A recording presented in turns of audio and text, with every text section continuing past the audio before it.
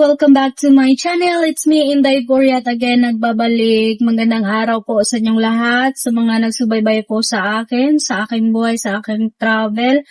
Welcome back po mga Inday. Sa videong ito is parang matamlay ako, parang malungkot ako, parang baliwala lahat yung mga travel ko mga Inday kasi ay nako, hindi ko alam. Nakauwi na ako ngayon mga Inday. As you can see, nasa sasakyan na ako. And supposedly is i-upload ko na yung mga video na past travels ko, past mga experience ko mga Inday.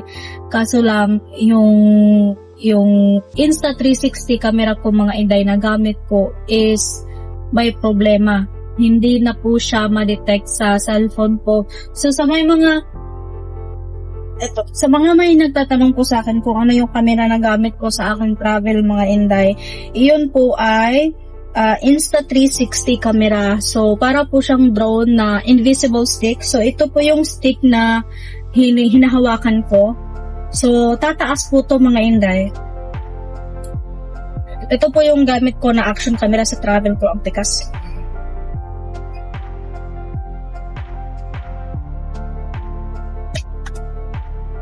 Ayan.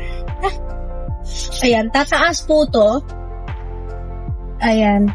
So, ito po yung hinahawakan ko kapag nagta-travel po ako at nagsasalita at share ng mga na-experience ko sa inyo mga Inday.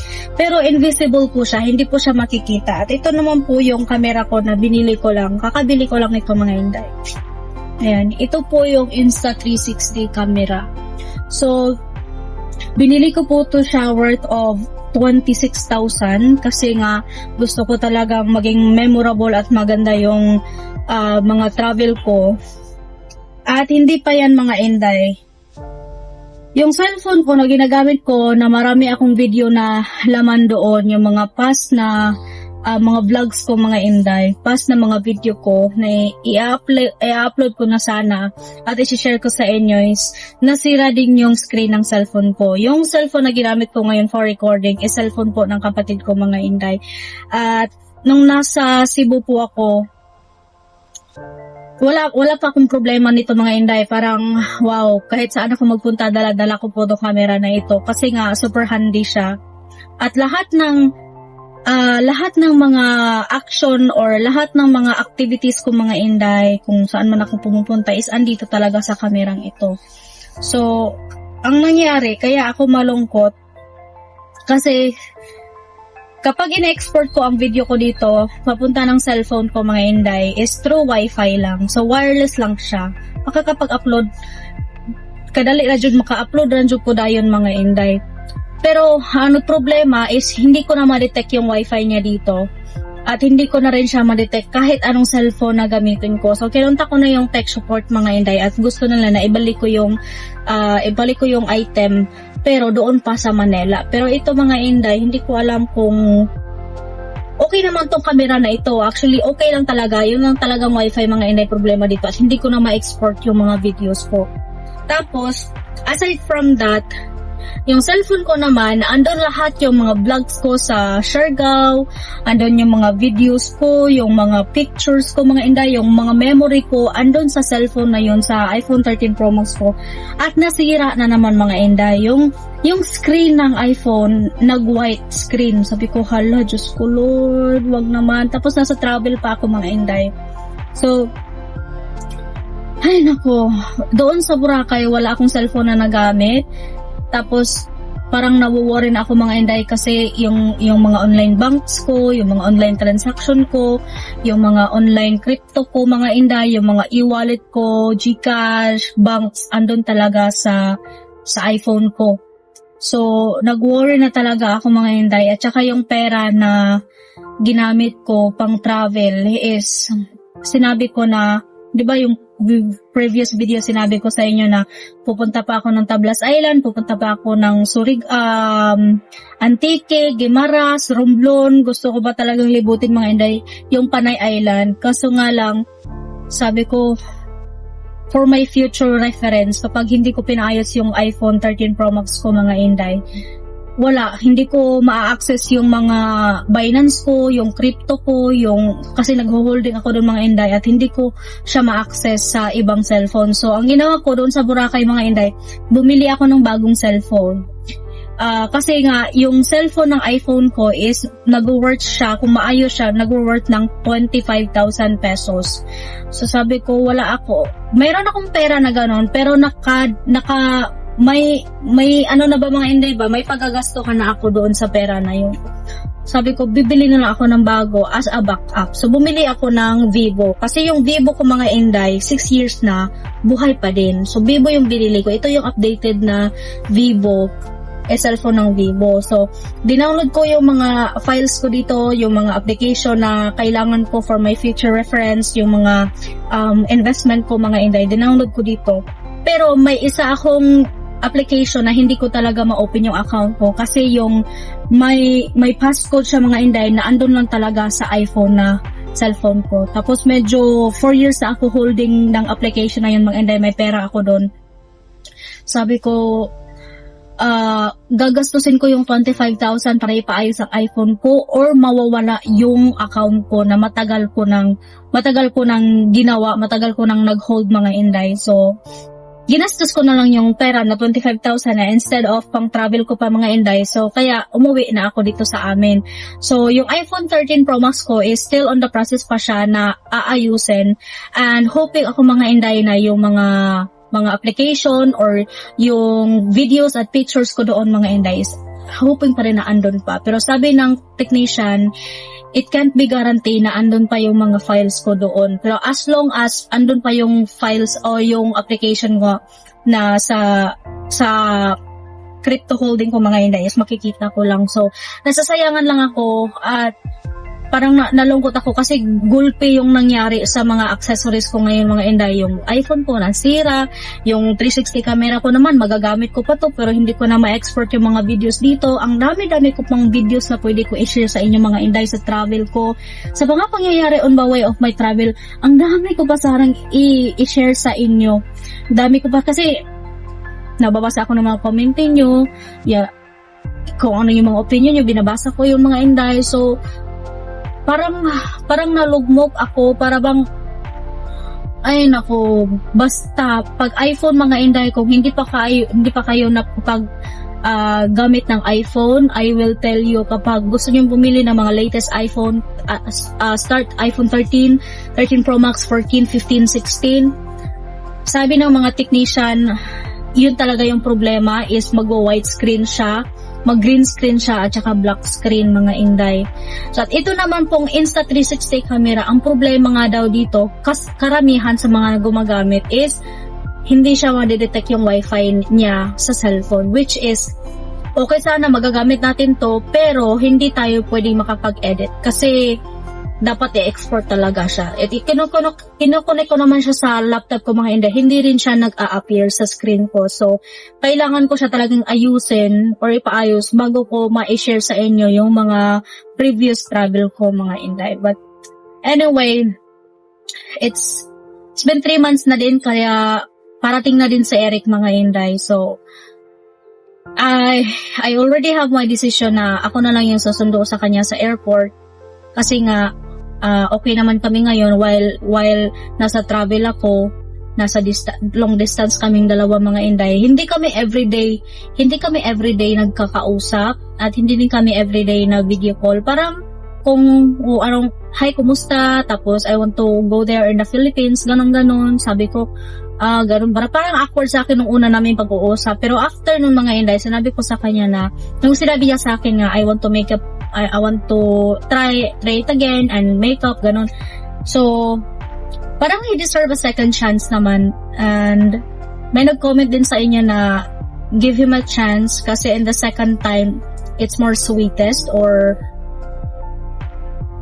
hindi ko alam. But for my end, by also mga Inday, I tell myself na siguro nga, why not try ko? Because everyone deserve a second chance, diba? So, kung mag-work, kung hindi, then wala, mag-usap na lang kami mga Inday. Kasi sinasabi ko naman sa inyo na mas nangingibabaw yung awa ko sa kanya, mas nangingibabaw yung concern ko sa kanya mga Inday kaysa pagmamahal. So, ito na lang time na ito mga Inday na sunduin ko siya sa airport. At ito pa, kasi doon sa Cebu, di ba nag-condo kami, doon nagsimula lahat sa condo mga Inday sa SRP, sa San Remo. Gusto rin niya magstay pa doon. So gusto niya magstay doon mga Inday. At nag-message ulit ako doon sa may-ari ng condo na tinirhan namin. At walang ibang nagrenta simula yung umalis kami. So gusto ni Eric na magrenta ulit doon. So same place, same unit, same building, at yung parking space, same din mga Inday. Halos lahat walang nag-iba. For 1 year and 3 months kaming magkahiwalay o nagkahiwalay. Pagbalik niya dito, same pa din. Same unit, same building, same spot, same parking area. So, parang mababalik lahat mga Inday ba? So, but anyway, since nakapag-decide naman ako na I will give him a second chance. Let's see na lang. If it works, then it works. If doesn't work, then we'll just going to talk to each other na hanggang dito na lang muna. And I will be teaching myself mga Inday na yung previous na nangyayari sa akin na very emotional ako, very sensitive ako, very, kung ano ko ba, ang bilis kong masaktan. So, I will be teaching myself this time. Tapos sinabi ko sa kanya, hindi pa kami nagbalikan mga Inday ha. Never pa akong nag-say yes na makipagbalikan ako sa kanya. Pero, as ano na lang ba na andito siya sa Philippines, so alangan ba naman na may pinagsamahan kami, and especially he's very close to my family, my relatives, all of them. Tapos hindi ko siya susundin, ano na lang masasabi ng pamilya ko. So I'm in the situation na mahirap yung mga desisyon na gagawin ko mga Inday. But since may ticket na siya at pauwi na siya dito, 7 days na lang mga Inday is uuwi na si Eric dito. So wala akong magagawa. As for my family, I need to do things also. Alam mo mga Inday, habang 3 months ako nagbabiyahe, I was thinking na mag-start ba ako sa simula or isakripisyo ko ba para sa aking pamilya. Pero at the end naman ako na I already know mga Inday, I already know yung mga sinasabi nyo na magdusa ako. And I think talaga, oo, ganun. Pero, at this time, kung if it works, sinabi ko nga, kung if it works, then it would work. Kung hindi, hindi. But anyway, mga Inday, andito ako ngayon sa Kabangkalan kasi dinala ko tong sasakyan ko dito sa Kabangkalan kasi pinapalitan ko ng gulong, pinapa-check up ko kasi magsasakyan ako papunta ng Cebu. Susunduin ko sa Eric sa airport. Ay, Diyos ko Lord, tabangi akong desisyon sa kinabuhi. So, para safety ako mga Inay, kasi ako lang isa, hindi ko pa alam kung sinong sasama sa akin kasi first time ko mag-drive ng long distance na ako lang isa. Kasi yung friend ko dati na palagi kong sinasama is busy, nilagnat. Yung kasama ko naman sa bahay na marunong mag-drive, may trabaho din. Si Papa, may trabaho din, nagpapa-harvest ng tubo. At wala akong kasama mga yan. Siguro yun lang siguro yung kapatid ko kung wala siyang klase. Pero kung may klase, ako lang talaga yung babiyahe patong Cebu mga Inday. Kaya pina-overall check-up ko na lang yung sasakyan kong pinapalitan ko ng gulong. 4 na gulong, my God. Grabe. Ang mahal ng gulong mga Day. 2 gulong lang, 6.5 yung nabayaran ko. Tapos 4 na gulong yung binili ko ngayon. So, but it's okay kasi ano naman it will take 4 to 6 years naman yung gulong bago ako magpalit, sabi nung may-ari na tindahan na binilhan ko ng gulong. Pero simula yung nabili na namin ito, ngayon pa lang ako nakapag-change ng gulong sa sasakyan na ito mga Inday. So I just want to make it sure na safety talaga yung travel ko. So siguro yung travel ko mga Inday galing sa amin sa probinsya ng Mabinay papunta ng Cebu is kaabot siya ng 10 hours. 10 hours ako magdadrive mga Inday. So, sasakay ako from my province, I will travel 2 hours to the port. From the port, 35 to 45 minutes to Cebu. Tapos Cebu to Port Bato, to Cebu, kung hindi traffic mga Inday, aabot siya ng 6 hours. Pero kung mag-traffic, siguro 7 to 8 hours, ganon mga day. So, just want to make sure na safety tayo, no? Pero, kapag nagbabiyahe din ako mga Inday, I will still do vlog para i-share ko naman sa inyo hanggang sa ma-meet ko si Eric sa airport. Tingnan natin yung mga reaction namin kasi feeling ko parang awkward kasi first time namin magkita. I think it's gonna be awkward. Pero we'll see. We'll see. Ay, nako. Tawag. Litong-lito plus mga gadget ko pa, mga sira. Ang dami. Pagpasensyaan nyo na po yung mga nakasama ko po sa Siargao Island. Alam ko po nagwe-wait sila sa video na i-upload ko. Tapos i-upload ko na sana pero yung cellphone ko sira po. Kaya I am asking for apology na sila ni Ma'am Tin, Ma'am Deborah. Sorry po Ma'am. Baka hindi ko na po ma-upload yung travel ko sa Siargao, yung travel ko sa Palawan, yung travel ko sa Secure. Parang lahat for 3 months of my travel mga Inday. Kasi usually yung na-share ko sa inyo is yun yung mga pangyayari. Pero yung mga action talaga na tumatalon ako kasi sa Boracay. Tumalon ako sa Boracay. Andun pala yung video ko na nag-skydiving ako sa Secure mga Inday. Pati din yun nawala.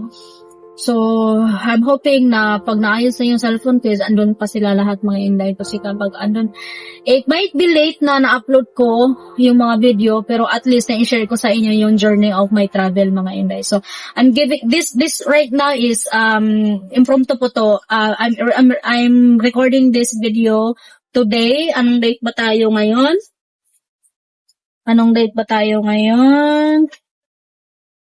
Ay, nako. It's November 28, mga Inday. So, i-upload ko po tong video mamaya. And ito po yung isang rason kung bakit matagal akong hindi nakapag-upload. Kasi nga, inintay ko yung cellphone ko na maayos. Pero hanggang ngayon mga Inday, hindi pa rin siya maayos at wala pa rin sa akin. Kaya, ito, back to Android. Kung ako pagpipiliin, kung hindi lang sa camera, mas matibay talaga ang Android kaysa iPhone. Pero yun nga lang, may disadvantages and advantages kasi itong camera nito, content creator tayo, ako nagbabiyahe ako, hindi maganda yung camera nito mga Inday, which is, I can still recommend iPhone for camera usage. So, na-stop lang muna ako mga Inday kaya para mag-usap sa inyo, para kwentuhan sa inyo, nag-stop na muna ako dito sa Kabangkalan sa guys, So, it's 5:50 in the 2:51 in the afternoon mga Inday. So, pabiyahe na ako, pauwi ng amin. So, siguro aabot ako ng 3:45 sa amin mga Inday. Ay, na makakapagod. Wala pa akong pahinga mga day. Tapos pagdating ko sa bahay mamaya, ililinisin ko pa tong sasakyan, overall check ko tong sasakyan, overall linis, kasi alam mo na si Eric, darating na, tapos sasakyan niya din to, magdadrive siya nito, so, babae ako, tapos madumi yung sasakyan, so, lilinisin ko muna to mga Inday. And, dyan lang muna magtatapos ang kwento ko sa inyo, kwento ng mga pangyayari sa akin for the past, nasasayangan talaga ako. But anyway mga Inday, I'm still hoping and praying na maayos pa yung cellphone ko. And dyan na muna ako magtatapos and I will see you in my next video. Bye-bye po.